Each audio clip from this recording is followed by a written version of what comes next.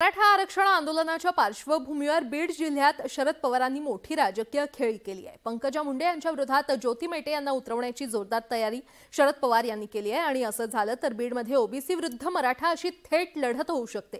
पाहुयात बीड जिल्ह्यात शरद पवार कोणता राजकीय डाव टाकतायत त्याचा रिपोर्ट। शरद पवार यांनी बीड जिल्ह्यातील राजकीय सारीपाटावरच्या चाली सुरू केल्या आहेत। मराठा आरक्षणाच्या आंदोलनाला बीड जिल्ह्यात मोठा प्रतिसाद मिळत होता, त्यामुळे बीडमध्ये मराठा कार्ड जोरात चालू शकतं। या पार्श्वभूमीवर मराठा आरक्षणासाठी प्रयत्न करणारे दिवंगत नेते विनायक मेटे यांच्या पत्नी ज्योती मेटे यांना उमेदवारी दिली जाऊ शकते।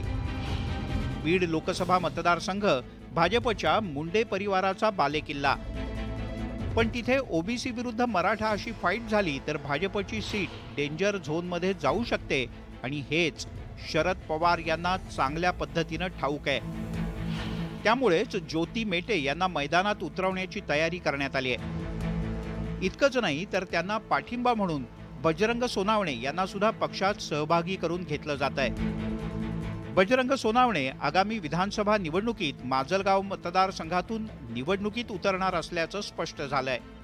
बीडमधून आज बजरंग सोनवणे पवार गटात प्रवेश करत असले तरी लोकसभेचे उमेदवार ज्योतिताई मेटेच असतील अशी सूत्रांची माहिती आहे। कारण एकतर ते स्वर्गीय विनायक मेटे यांच्या पत्नी आहेत, ती सिंपती त्यांना मिळू शकते, आणि दुसरी एक आणखीन सूत्रांची माहिती अशी की आज त्यांचा प्रशासकीय सेवेतला शेवटचा दिवस आहे। याचाच अर्थ पवार गटाचे बीडमधील उमेदवार ज्योतिताई मेटेच असणार अशीच सध्याची तरी परिस्थिती आहे। बीड लोकसभा मतदारसंघातील जातीनिहाय मतदारांच्या संख्येवर एक नजर टाकूयात।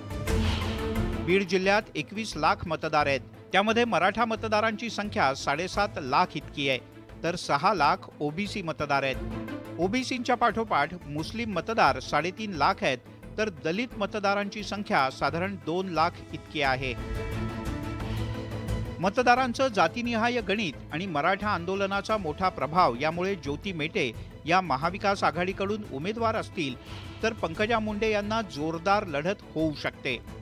मराठा मतदान हे डॉमिनेटिंग आहे, म्हणजे 32-33% मतदान आहे, म्हणजे 7 लाखाच्या जवळपास मराठा मतदान आहे। तीच आकडेवारी ओबीसींची आहे, परंतु ह्याच्यात निर्णायक मतं पुन्हा जर आपण तिसऱ्या ह्याला पाहिलं तर दलित मुस्लिमांची पण मोठी मतं आहेत। तर ही सामाजिक समीकरणं तशी पाहिली तर दोन्ही पक्षांना ही समान संधीची मतं आहेत।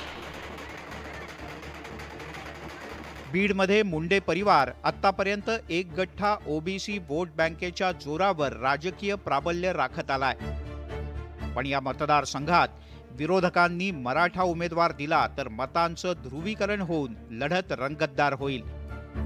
या दुरंगी लढतीत मुस्लिम आणि दलित मतदार जिकडे झुकतो त्याचा विजय जवळपास निश्चित मानला जातो। आता बीडमध्ये जरांगे पाटील यांच्या आंदोलनामुळे मराठा फॅक्टर पुन्हा प्रभावशाली होताना दिसतोय। त्यातच विनायक मेटे यांच्या अपघाती निधनानं निर्माण झालेली सहानुभूती ज्योती मेटे यांच्या पथ्यावर पडूच शकते। बीडहून सुरेश जाधवसह चंद्रकांत फुंदे, न्यूज 18 लोकमत, पुणे।